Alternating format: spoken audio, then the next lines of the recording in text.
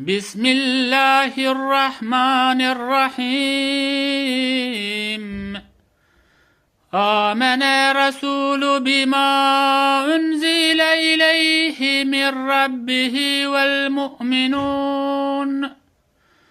كل آمن بالله وملائكته وكتبه ورسله لا نفرق بين أحد من رسله وقالوا سمعنا وأطعنا غفرانك ربنا وإليك المصير.